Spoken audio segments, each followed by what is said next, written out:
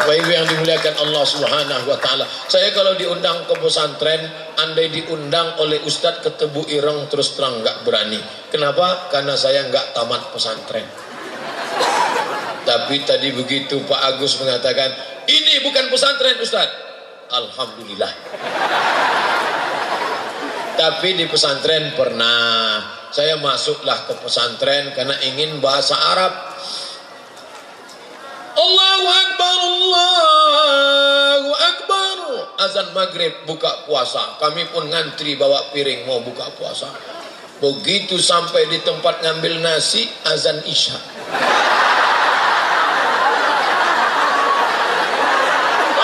Ngantri panjang. Santrinya 1.800 orang. Enggak ada perempuan, cap lonceng semua. Oh, akhirnya saya nggak tahan di pesantren. Lalu kemudian bangun pagi sebelum azan subuh jam 4, kiai sudah datang. Mudabbir pengurus asrama bawa rotan. Om, wake up, bangun, bangun. Yang nggak bangun, bangun. Habis itu mandi. Setelah mandi pergi ke masjid, sholat subuh. Banyak yang sujud langsung nggak bangun-bangun lagi. Allahu Akbar. Langsung tertidur. Nggak capek, badan capek, makanannya tahu tempe, kurang gizi, tangan gatal-gatal. Lalu kemudian setelah baca Quran masuk kelas. Nanti sore habis sholat asar olahraga. Habis olahraga bunyi lonceng, tang tang tang tang tang tang tang tang tang tang. Mandi jam 6. Habis itu berangkat ke masjid. Habis sholat maghrib pengumuman. Nama-nama yang berbahasa Indonesia akan disidang di pengadilan bahasa, dipukul pakai batang sapu. Zaman saya dulu belum ada komisi perlindungan anak, maka anak-anak tidak dilindungi. Maka pukul-pukul luar biasa. Dipanggillah. Berikut ini nama-nama yang berbahasa Indonesia. Nggak boleh bahasa Indonesia.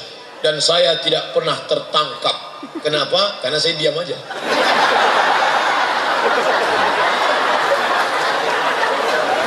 Saya kalau nggak benar-benar penting, saya nggak ngomong. Daripada nanti kena bahasa. Lalu kemudian pas mandi sore, barulah masuk air sabun ke mata. Lupa, gayung. Gak ingat. Rupanya ada mata-mata yang menulis gayung. Berikut ini nama-nama yang tertulis di kertas ini harap hadir ke pengadilan bahasa. Saya santai aja. Siapa yang nyatat saya?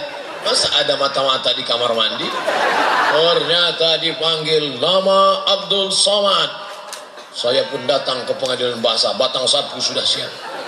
Hal tatakallamta bil lughatil ara Indonesia? Apakah kamu tadi siang ada ngomong bahasa Indonesia? La. Tidak. Anta kadzab. Kamu pembohong? La.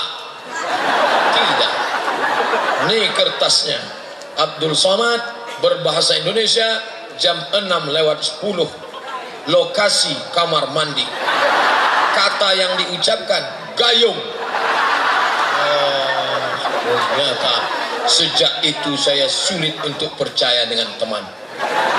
Ternyata di masa-masa genting teman ini menikung di simpang jalan, menjegal kawan seiring, menggunting dalam lipatan, musuh dalam selimut. Sejak itu aku tak percaya dengan siapapun. Masya Allah. Tapi ternyata masa lalu yang menyakitkan itu menjadi kenangan yang luar biasa hari ini. Dulu yang mukul saya pakai batang sapu, saya cari sekarang. Cari dia. Mana dulu yang mukul aku pakai batang sapu? Ustadz mau ngapain? Saya mau terima kasih sama dia. Kalau bukan karena engkau, mungkin aku sudah jadi hantu hari ini. Tapi saya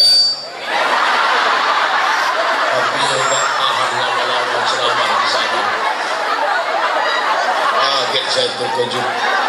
Luar biasa. Ternyata di sekolah ini banyak juga jebakan-jebakan. Nah, di sana akhirnya saya cuman, Ustadz sekolahnya dulu pesantrennya di mana? Saya nggak sebutkan namanya, menjaga kode etik jurnalistik. Setelah itu saya pindah ke sekolah lain. Habis itu saya pindah. Akhirnya saya nggak mau sekolah. Berhenti saya sekolah. Mak saya nanya, kamu nggak sekolah? Nggak, Mak. Kenapa? Nggak ada gunanya sekolah. Presiden udah ada, menteri sudah ada. Untuk apa sekolah? Terus kamu mau jadi apa? Aku mau jual ikan asin. Karena waktu itu saya lihat yang paling laku jual ikan asin. Karena punya mobil truk bisa kaya nih kelihatannya jual ikan asin. Akhirnya saya nggak sekolah. Akhirnya ibu saya pusing. Ini gimana anak ini nanti? Akhirnya ada penceramah datang ke kampung. Assalamualaikum warahmatullahi. Penceramah itu pun diundang makan ke rumah. Selesai acara makan, tentu kata pepatah Inggris, no free lunch. Tak ada makan siang yang gratis. Ustadz, ya, Ustadz punya sekolah kan? Ya. Bisa dong anak saya dimasukkan ke sekolah Ustadz? Ya bisa, tapi langsung kelas 3, nggak bisa. Ini pasti anaknya nakal kan? Kok bisa dia dikeluarkan dari sekolahnya? Ada surat pindahnya? Nggak ada. Berarti pelarian, eksodus. Kami nggak nerima anak nakal. Tolonglah Pak Ustadz, ini anak saya khawatir dia masa depannya hancur, berkeping bagaikan kaca jatuh ke batu. Akhirnya hati Pak Ustadz luluh. Ustadz itu walaupun ceramahnya keras, hatinya lembut. Lalu kemudian kata Ustadz, mana anaknya? Saya mau lihat dulu. Maka saya pun datang, dia lihat diri saya. Dari ujung rambut sampai ujung kaki. Dia pandang lama-lama, ini nampaknya anak masih ada sisa-sisa kebaikan. Ini bisa diselamatkan. Makanya kalau saya ketemu anak yang sekarang bandel, saya nggak heran, karena saya dulu bandel. Maka saya nggak pernah ceramah, adik-adik, kalian harus rajin sekolah, kalian nggak boleh bolos. Nggak pernah, orang saya dulu bolos. Maka saya lebih mau cerita tentang diri saya saja. Lalu kemudian setelah itu, oke, anak ini kami terima di sekolah kami. Akhirnya 10 bulan setelah itu saya pun tamat sekolah itu. Pelajaran dari sana, jangan mudah memvonis orang. Jangan menjudge orang. Ini anak pasti jadi setan. Belum tentu. Andai pun dia jadi setan, mungkin setan agak baik dikit lah. Doakan dia. Kalau kita benci orang, lalu juga siapa yang akan memperbaiki dia? Bapak ibu guru, orang tua memperbaiki. Maka kemudian selesai tamat sekolah, saya pun ikut tes. Republik Indonesia mendapat jatah 100 orang berangkat ke Kairo, Mesir. Saya orangnya penasaran, saya cari informasi, akhirnya dapat info tes ke Mesir yang akan berangkat ke Kairo sebanyak 100 orang. Seluruh Indonesia ikut tes. Cuman zaman saya dulu nggak terlalu banyak saingan, karena waktu itu belum ada www.google.com. Belum ada. Tahun 1998 saya pun ikut tes ke Mesir. Tes hari pertama Pancasila. Oh, saya hafal Pancasila. Pancasila, 1, ketuhanan yang Maha Esa. 2, kemanusiaan dan adil beradab. 3, persatuan Indonesia. 4, agak panjang dikit. Nah, selesai. P4, cincailah P4. Nah, selesai. Tes hari kedua, bahasa Arab, 100 soal. Pusing kepala saya. Arab gundul. Arab gondrong aja kita payah baca. Arab gundul. Kalau Pak Kiai dari Tebu Ireng biasa. Mereka baca kitab kuning. Saya nggak pernah baca. Saya baca sama udah. Habis itu tes Quran hari ketiga. Menyesal, andailah saya dulu kenal dengan Pak Haji Agus, kenal dengan Kiai Haji Dr. Andus Kiai Haji Munawir Haris, tentu saya pandai ngaji. Hari itu modal pas-pasan. Guru besar dari Al-Azhar. Jubahnya 2 lapis. Jubah dalam warna putih, jubah luar warna hitam, pakai sorban besar seperti ban Vespa. Pakai jambang, hidungnya mancung, Dia duduk di kursi. Dia duduk, saya berdiri. Ijlis, sit down please. Mas Muka, what is your name? Dia tanya, nama kamu siapa? Saya kalau tanya nama pede, karena nama saya kan ada dalam Quran. Abdus Somad. Qul huwallahu ahad, Allahus Somad. Siapa nama kamu? Abdus Somad. Kam hafizta minal Quran? Hafal Quran berapa juz? Saya diam aja. Malah, istamir, sambung bacaan saya. Ya. Inna Allah la yastahi an yadriba mathalan ma ba'udatan fama fawqaha. Saya sambung.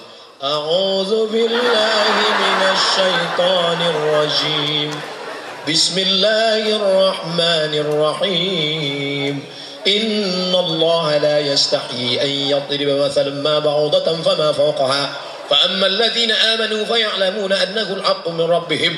وأما الذين كفروا فيقولون ماذا أراد الله بهذا مثلا يضل به كثيرا ويهدي به كثيرا وما يضل به إلا الفاسقين. Kebetulan ayat itu selalu saya bawa sholat maghrib. Saya tinggal di asrama. Di samping asrama itu ada musola. Saya selalu imam di situ. Teman-teman saya kalau jadi imam ayatnya kul huwallah, kul ya ayyuhal kafirun. Kalau saya enggak, saya cari ayat-ayat lain. Kenapa? Karena banyak anak-anak gadis sholat di situ. Inna Allah la yastahi an yadriba. Mereka pun ingat, siapa itu? Itu yang ayatnya mantap itu. Kebetulan saya hafal ayat itu. Seolah-olah Syekh itu tahu bahwa saya tahu hafalnya cuma itu. Itulah mukjizatnya doa. Memang malam itu saya berdoa luar biasa. Ya Allah, aku besok mau ikut tes ke Mesir. Ya Allah, tolonglah. Rupanya Allah kabulkan. Setelah sebulan keluar 100 anak Indonesia yang lulus berangkat ke Kairo. Saya bacalah dari nama pertama sampai enggak ada nama saya. Stres saya dah. Mana ini? Akhirnya saya buka lagi, saya baca pelan-pelan saya baca. Ternyata karena grogi enggak kelihatan. Ada di bawah Abdul Somad. Seluruh yang lulus harap datang ke Jakarta karena akan pelatihan bahasa Arab di Jurang Mangu Timur, Yayasan Hadikotun Najah. Maka saya di sana 2 bulan. Bulan Juli, bulan Agustus, selama 2 bulan. Selama 2 bulan itu bahasa Arab, sampai tanggal 5 September kami pun berangkat menuju Yordania dengan pesawat Royal Jordan Airways. Sampai di Yordania kami pun turun transit di hotel 6 jam di hotel. Masya Allah, tidur di hotel, hidupkan keran air, mandi, salah pencet, air panas. Habis mandi, sarapan pagi, kawan-kawan saya di depan ngantri, saya di belakang. Saya lihat mereka ngambil roti, lalu ada putih, nggak tahu apa namanya, mereka tumpahkan. Lalu kemudian ada hijau-hijau seperti terung, mereka ambil banyak-banyak. Saya nggak berani ngambil. Iya kalau enak, kalau enggak. Pas setelah makan saya lihat semuanya masuk tong sampah. Ternyata yang putih itu keju cair, baunya bau amis. Yang hijau-hijau itu buah zaitun, pahitnya minta ampun. Saya nggak ngambil, saya ambil roti panjang. Saya ambil susu hangat, saya celupin, saya makan. Teman-teman saya ngelihat saya, iya juga ya. Yang bisa bertahan hidup adalah orang yang bisa menyesuaikan diri dengan keadaan. Maka belilah buku judulnya How to Survive. Jangan terlalu berharap pada keinginan. Saya harus makan lontong sayur. Ya nggak ketemu. Di Yordania nyari nasi uduk. Ya nggak ada. Ayam penyet, ayam hidup ada. Akhirnya setelah sarapan, transit 6 jam, kami pun kembali. Ayo menuju airport, kami pun berangkat pakai jaket, pakai jas, pakai dasi, jaket panjang, pakai topi, kacamata hitam. Masya Allah, seperti ya pilih-pilih mafia itulah. Berangkat menuju Kairo, sampai di airport Kairo, turun dari pesawat, ternyata musim panas. Keringatan, akhirnya buka jaket, buka jas, buka dasi. Panas. Sampai di Kairo tertulis, udkhulu Misra insyaallah aminin. Masuklah kamu ke Mesir, maka kamu akan aman, selamat dan sentosa. Dibawa jalan melihat piramid. Masya Allah, pertama kali melihat piramid, wow, amazing. The seven miracles of the world, 7 keajaiban dunia.